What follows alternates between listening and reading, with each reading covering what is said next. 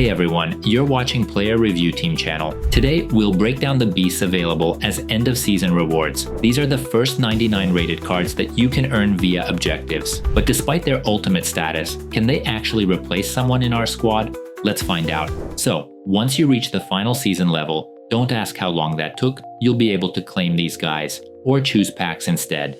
By the way, at the end of the video, we'll share our personal picks for the most impressive season cards. Let's start with Virgil. Van Dijk has a unique body type and stands 193 centimeters tall. It makes sense to apply Catalyst since he's clearly lacking pace and doesn't need a boost to defending or physical. We see the full set of defensive playstyles along with some passing traits which are always helpful. Let's begin with the fact that this new Van Dijk is basically the same pace-wise as his TOTS version. However, TOTS has pure lengthy acceleration, which is always preferable over long distances. That said, what we personally missed was that burst of explosive speed, especially after a jockey. It's a shame the card lacks quick step. However, the slide tackle speed was nice and reminded us of Stam. But we really missed the gold jockey. The thing is, Van Dijk is a large frame player and not particularly agile, so if you haven't used his cards before, you'll need time to get used to him. In heavy gameplay, it's hard to control his frame, which can lead to missed tackles or overcommitting. Let's be clear, if your central backs are agile and not bulky, Van Dijk may not be your type, at least at first. Simple advice, focus on delaying rather than stepping in early. Since he lacks quick step and doesn't have gold jockey, timing is key. At the start, it's critical to adapt to his size and animation speed while jockeying, because honestly, that's where his drawbacks end. Once you get used to his body type, he can keep up with explosive attackers, and his physical presence can shut down even the fastest runners. It's essential that your central back can physically block off runs without being pushed aside. Van Dijk handles that comfortably thanks to Bruiser, as you can see in this clip. In this sequence, notice how Virgil bumps into Ronaldo while tracking back. Ronaldo doesn't even stay on his feet. Then we see a tackle without the tackle button purely from aggression. Van Dijk recovers the ball just by staying parallel to the attacker. Here's a play involving Leão, where Van Dijk once again performs an auto interception thanks to his rock-solid body type. Face-to-face duels almost always go his way. First, anticipate triggers, then his sheer size and strength take over. Van Dijk doesn't let players slip past him. Most of the time, anticipate kicks in as soon as someone turns in his direction. Now let's talk about manual tackles. First off, his tackle animations are even more aggressive, and with his height, he can stretch out with long leg reach.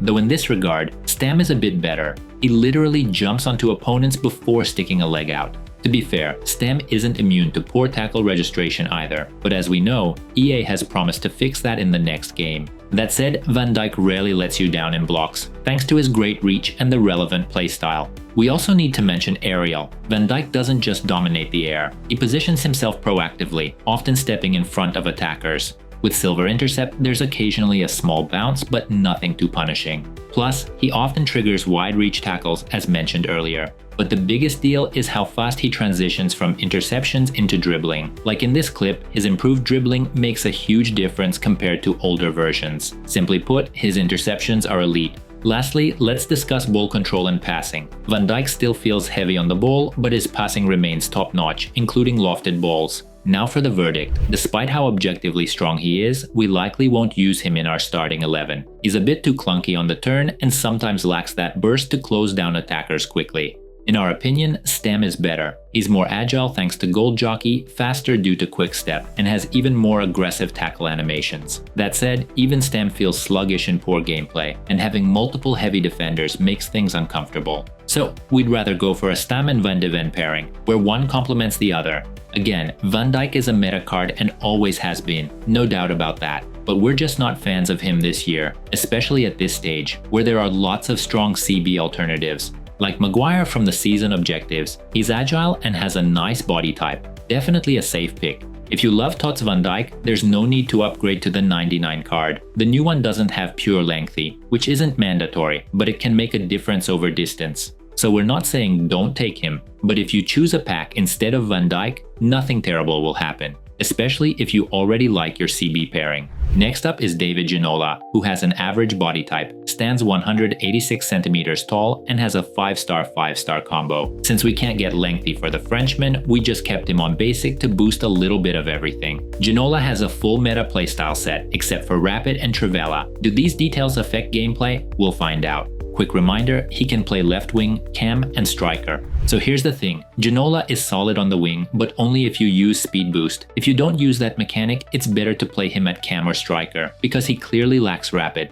Actually, this matters even at striker. It's hard for Ginola to pull away, even after a speed boost, because he's missing both rapid and lengthy. That doesn't mean he can't break free. You just have to target open space instead of relying on his acceleration type. If there's space ahead, Ginola will get there. But to make it work, you have to trigger speed boost. Of course, our subs know this mechanic is getting nerfed, so it's time to start unlearning it. But for now, Ginola still needs speed boost. One thing they won't nerf is precision shooting, as we mentioned in the last review, and right now you can finesse from 35 meters. You know what frustrates us about this game? Besides toxic fields like this one, the animations before a finesse shot, like in this clip. Notice how the stick is aimed clearly in one direction. The awkward shuffle is due to poor foot setup. We hope they fix that in the next game. What else matters for finesse shots? That's right, Trickster. It helps you create angles. Shout out to Benzema, who's really missing this trait. By the way, Ginola turned out great for our short corner routine, not just because of his elite finesse, but also his sheer physicality. He can body players off the ball. That physicality plus close control often lets him slip through defenders and get a shot off, or lets him beat a CB to a through ball, leading to consistent 1v1s and low drivens. Low driven is also clutch for a cam. Even a playmaker will push into the box now and then. It's just a shame Ginola doesn't have Trivela. Before we demo Trivela, let's highlight how important stepovers are for big body types. They make you snappier and help you burst through defenders. Here's a great example. One step destroys the defender, then a textbook Trivela with green timing. Again, this won't be a thing next year, but for now, Ginola's Trivela works great. You don't even need a run-up, just time it green. As for left stick dribbling, we personally feel it's not quite enough for both striker and cam roles, though he does offer passing and finesse from cam. His defensive stats help too, especially for a playmaker role that drops deep.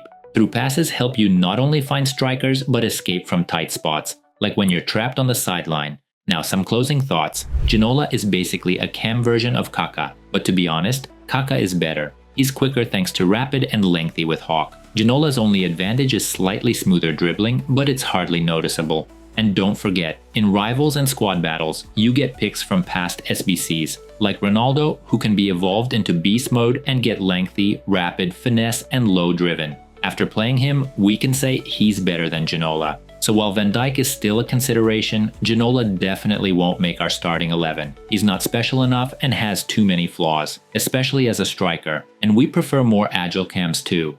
Now a quick shout out to the season cards that stood out most.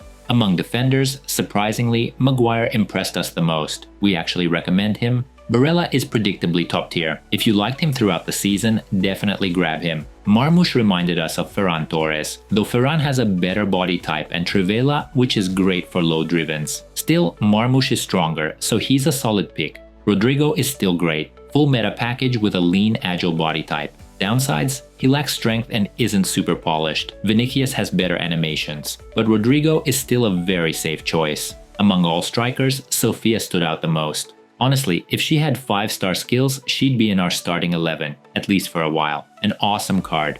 Between the Bellingham brothers, the older one is better, as expected. Jude is a strong recommendation. Take Job only if you specifically need finesse, but he's a big downgrade. Got questions? Drop them in the comments and we'll try to respond quickly. And don't forget to subscribe so you never miss our instant reviews. Reminder, full Ginola and Van Dijk ratings will be posted tomorrow in our Twitter. Thanks for watching till the end and see you in the next video.